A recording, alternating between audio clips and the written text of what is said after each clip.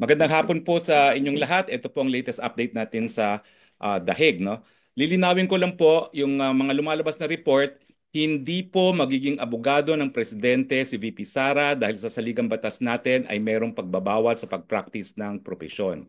So ang kanyang karapatan po bumisita ay birang anak, no? So ulitin ko po, hindi siya papasok bilang isang abogado. Pero kanina po, alas 9 hanggang alas 10:30 ay nakapasok po at nakabisita si Executive Secretary Medaldea, former Executive Secretary Medaldea, at importante po na malaman ninyo kung anong lagay ng ating presidente. So ES, kamusta po ang ating presidente? Magandang hapon po sa inyong lahat. Okay naman siya. He's in very high spirits.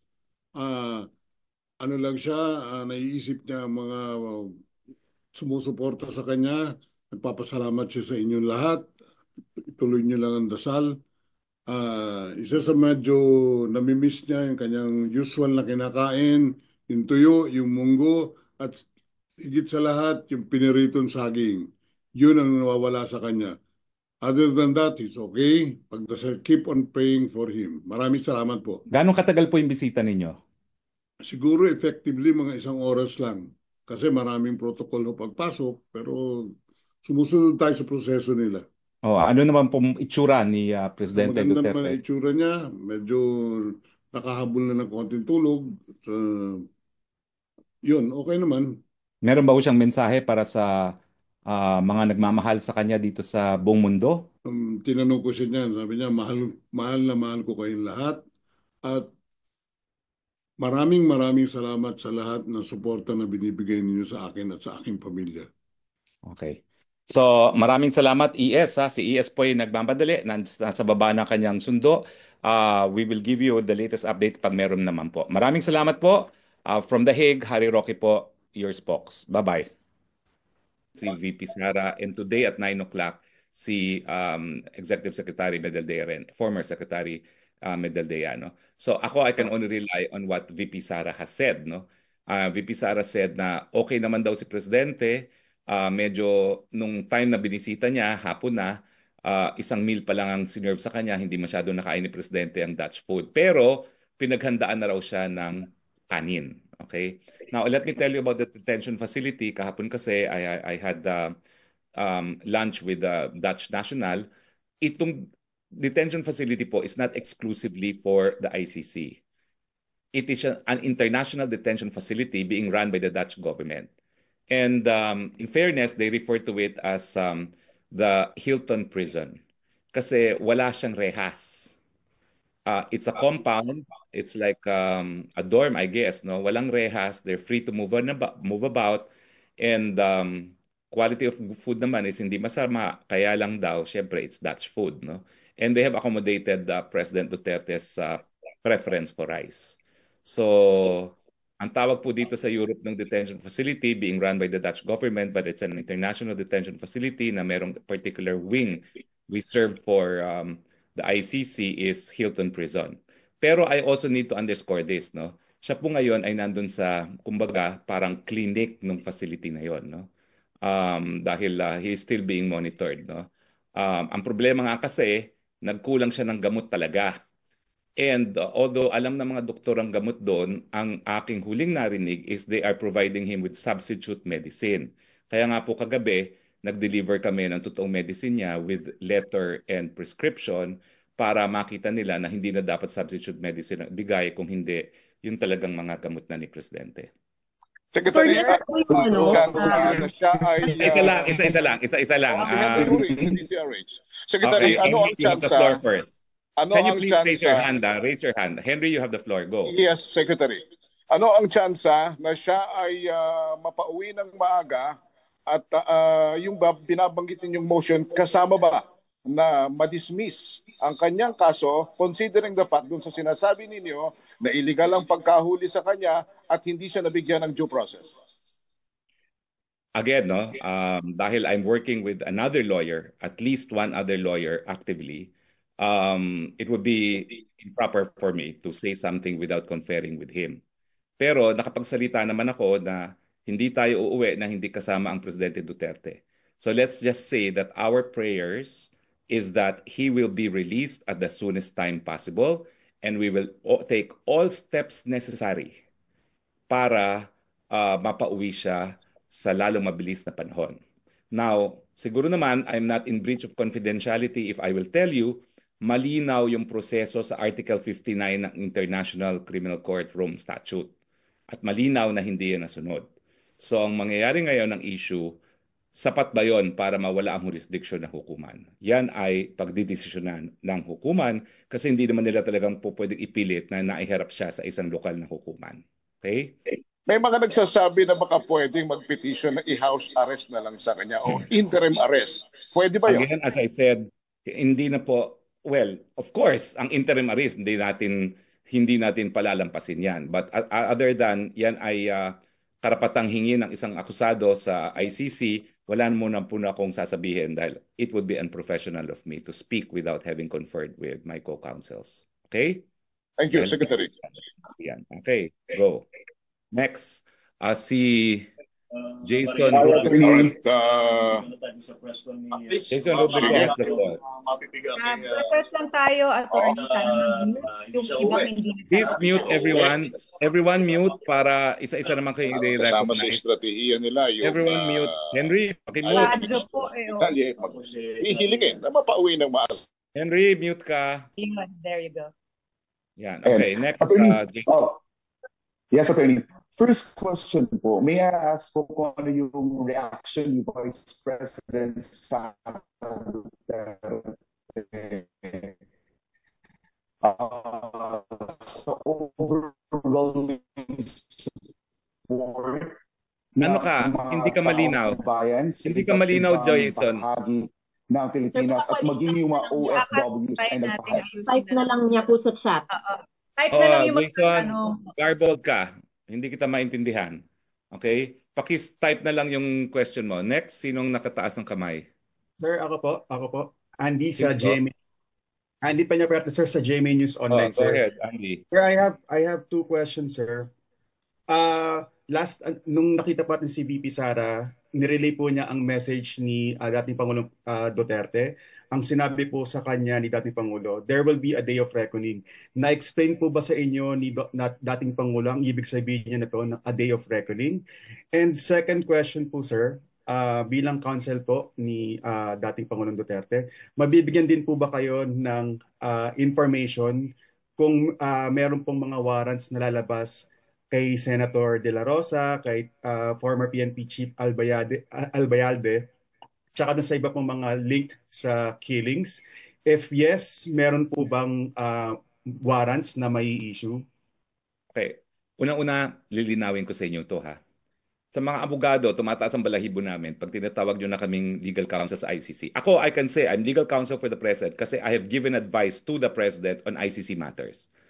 But I have not yet been officially recognized by the court as counsel. Kaya nga, medyo ingat-ingat lang tayo. But ako, walang doubts. I can claim to be counsel dahil talaga nung consistently ina-advise ko si Presidente even before, years ago pa, on ICC matters. No? Pero lilinawin ko po, hindi pa approve ng hukuman. Hindi pa kinikilala kami ng hukuman. Si Secretary Medialdea pa lang ang kinikilala. No? Pangalawa po is, syempre po, wala pa akong access kay Presidente. So hindi ko po alam kung anong exactly ang ibig sabihin niya. Pero tingin ko naman, using common meaning of every there will be a time of reckoning, yun pong common meaning po noon is magkakaroon din ng paghuhusga sa mga pangyayari ngayon. Okay? Tinranslate ko lang siya kung ano yung there is a time for reckoning. Okay? Question ho? Oo. Kayo po ay binabanggit po ninyo na nagpasok kayo ng medicines. Ano po ba yung sakit ng dating Pangulo? Again, hindi po ako nagpasok. Iniwan po namin sa prison facility. Okay. Hindi po ako nakapasok. Okay? Iniwan lang po. Okay? Kasama yung sinyelas na rin-request siya at saka medyas. At ang medyas na binigay namin ay yung colorful na medyas pa. Okay? Now, so having said that, anong mga gamot ng Pangulo? That's covered by the right to privacy. Okay?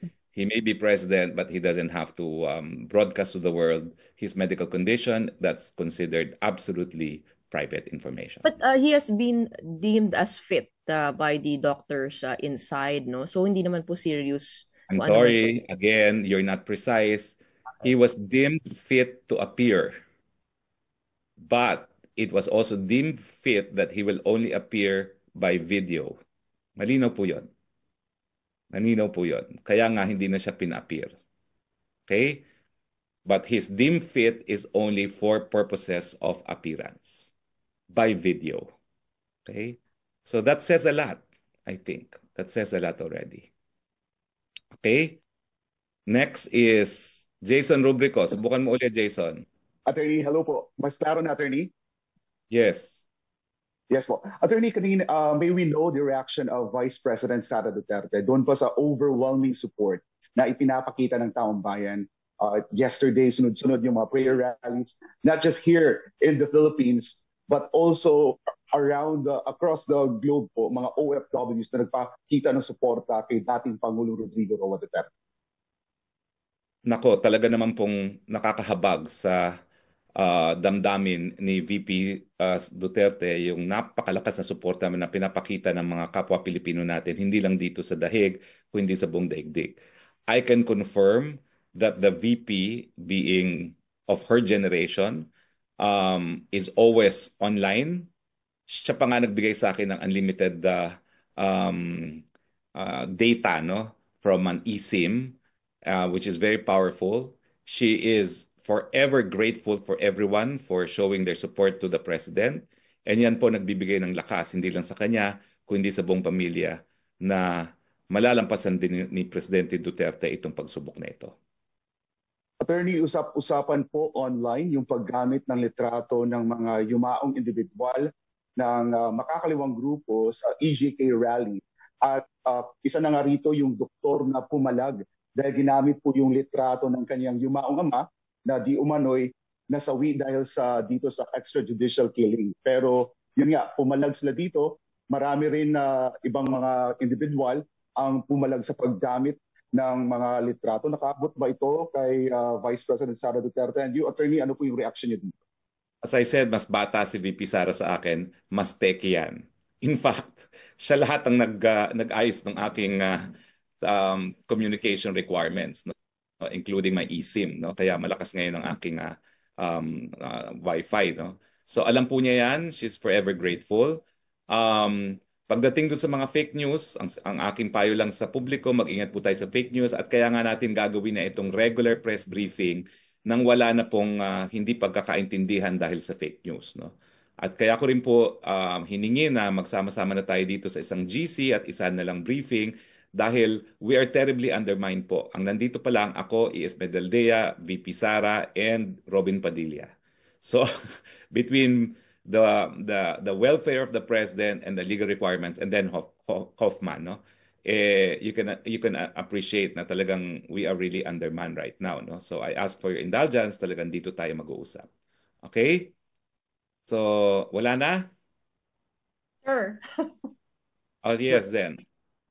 Just to clarify yung composition ng inyong legal team, we were also informed na kailangan ang mga miyembro ng legal team. Sabi nyo nga, di ba, ICC accredited.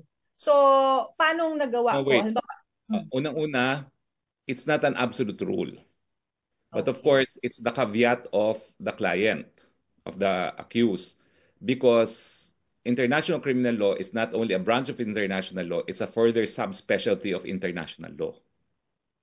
And unless you have specialized training and experience in this field, talagang everything will be Greek to you. It's not enough that you're a Philippine lawyer and appear, although there is no disqualification. Kaya nga, hindi ko alam kung nagawa na ito ng registry eh. Kasi si ES naman kasi kasama niya sa eroplano, no? But the very first thing that the registrar will ask the accused to do is, here is the list of 200 lawyers accredited by the List Council. And the criteria, a single criteria is proven competence in the field of international law. Okay? So, you may hire lawyers outside of the list subject to the caveat that it's a specialized field of international law. Okay. Kasi po yung nabanggit nyo, halimbawa, si VP Sara, hoping also to be accredited also by the ICC, tama ba? Or just to be Yes. recognized as a lawyer It's of not a the... requirement to represent that you're part of the list, but of course, if you're going to ask the court who should represent you, they prefer that you choose someone from the list kasi nga may proven competence in the field of international criminal law. Ulitin ko po ha, kung mag-a-apply si VP Sara, it's only because she needs access to the president. And as a family member, mukhang every visit requires communication with the detention facility. So just to be clarified, para hindi po kami magkamali, so we will say na parang nagpapalista siya as a legal counsel of the president, not ICC, No, CBP. legal counsel Okay. of the Of the president president. to Okay. give her a counsel's access to an accused while Okay. under detention, And which one should last, be fettered, no, na hindi po pwedeng pagbawalan. Samantalang ang magbisita ng pamilya ay subject to restrictions. okay. And then, kayo sir, di ba, nagpapa-add kayo as ICC legal counsel? Yes, dahil nasa list naman talaga ako. Okay? Okay. Let me just take this opportunity, sir, kasi yung mga mga victims' family are saying they're being trolled by the Duterte supporters, and sabi ng kanilang counsel, it will help the case and it will affect yung case ni dating Pangulo. Reaksyon nyo lang po doon. Wala po akong reaksyon doon dahil hindi ko naman alam kung tinotroll sila eh. Hindi ko alam kung sino sila. Malalaman pa lang po namin kung sino sila kapag reveal na ng prosecution. Kaya nga po, sa lalong mabilis na panahon, dapat mabuo na itong legal team kasi magsisimula na po yung proseso ng discovery. Sa But you ngayon don't po, encourage. iba po ang sistema ng ICC, hindi gaya sa Pilipinas na may preliminary investigation, magsasubmit ng complaint affidavit at counter affidavits. Dito po wala. Everything was done unilaterally by the prosecution, and it is only now that we will find out kung anong basihan. Pero I have this as an observation. Akala ko ba libo-libo ang sinasabi nilang pinatay kaya naging crimes against humanity? Nagulat na lang ako na 43 ang sinasabi nila, no? Nasaan yung libo-libong sinasabi nila, no? At paulit-ulit naman nilang sinasabi yan na pinapatay daw ng Pangulo, di umano ang libo-libong tao. Pero nung binasa naman yung akusasyon kay Presidente, ang binanggit 43. Over a period of 8 years, no? So 43 divided by 8, how many is that? Okay. But we don't encourage attacking or trolling anybody from any side. Well, what I can say is that we have freedom of expression. Let a million flowers bloom. After all, the true test of truth is the power of an idea to be accepted in the free marketplace of ideas. Okay? Yes, si Gretchen. Tama po kayo, no, yung 43. But the lawyers are saying that this is a representative sample, and also when it comes to the war on drugs involving law enforcement, mahirap mag-build ng case. So dahil na rin yung mismong police ang involved dun sa collecting of evidence. So hindi naman sa no, pero yung 43 hindi po ba ganoon naman talaga sa korte na pipili lang talaga ng mga strongest cases to present before the chamber? You know, I'm speaking as an academic and as a lawyer, not as counsel. Crimes against humanity, widespread and systematic attack against civilian populations, knowing that it is being directed by civilian populations. Next is the propaganda of the complainants. Libo-libo raw sila. Pero ngayon, lumalabas 43. I leave it at that. It speaks for itself. Pwede ko po itanong lang din itong sa Rome Statute Article 59 po na nabanggit ninyo. Doon sa press con po natin sa labas, you also mentioned a South African case. Pwede Yes. po bang malaman kung anong case po yun? Yung tinitingnan po ninyo. Ibrahim versus Minister. A decision of the Constitutional Court of South Africa. Ano po nangyari Ibrahim doon? versus Minister. Merong isang apartheid leader, kinidnap nila sa ibang bansa, dinala sa South Africa. Ang tanong, yung pangingidnap ba, dapat bang maging dahilan na mawalan ng jurisdiction ang hukuman? Ang sagot ng South Africa Constitutional Court, yes, because you cannot right a wrong by committing another wrong. And that the legality of the arrest by which jurisdiction was acquired over the person of the accused should be reason enough to divest the court of jurisdiction to continue hearing the case. Okay. Ibrahim versus Mr.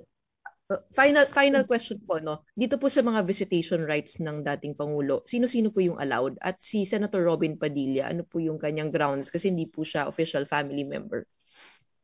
Siya po ay presidente ng PDP Laban at nasa gitna po tayo ngayon ng isang halalan. Kaya po talaga siya naririto, hihingi siya ng instruction kay presidente kung anong gagawin sa kampanya ng PDP Laban. And I think that's a valid reason for him to be allowed to see the president, being the chairman of PDP Laban. Siyempre, ang mensahe naman ng presidente, vote straight PDP Laban. Sir, just a clarification. Yes. Okay po, sir. Sir, just a clarification dun sa Sino to? qualification. Sir, si Maris. Maris, okay, Maris. Okay, Sir, si Maris. Just a clarification, enlighten us, especially me as a layman.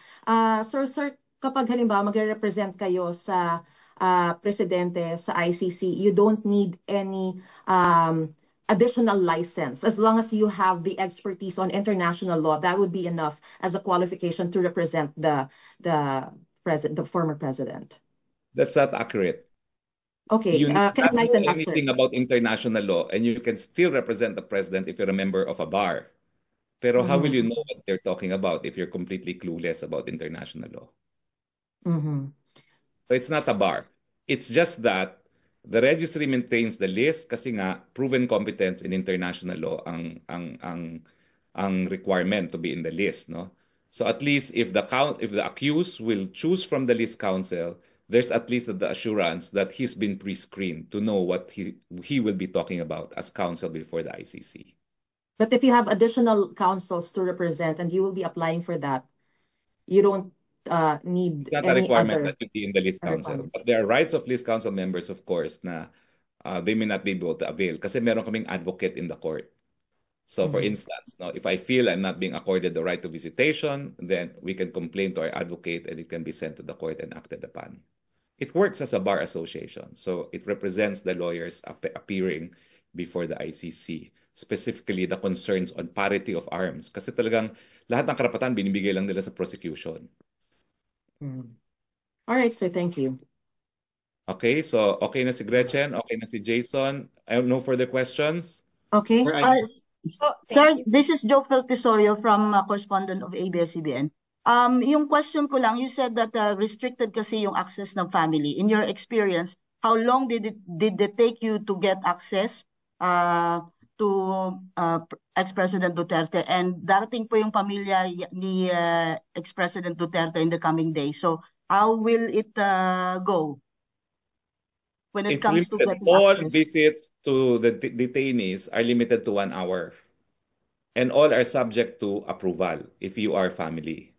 Kaya nga importante sa amin as lawyers to be accredited kasi we don't need their approval. Kailangan pa rin actually ng approval kasi si E.S. Medellea cannot go in and out, no? He also has to notify them when he wants to come, no? Pero they have more counsels, of course, accredited and recognized counsels by the court know that the right to counsel is one of the basic and fundamental right of all accused in the ICC. And then follow-up lang po, yung 1 hour na visit na yan, how long did it take you to get the permission? Si E.S. Medellea yun, no? Si E.S. Medellea kasi, as the accompanying lawyer, was recognized as early as possible as lawyer, no?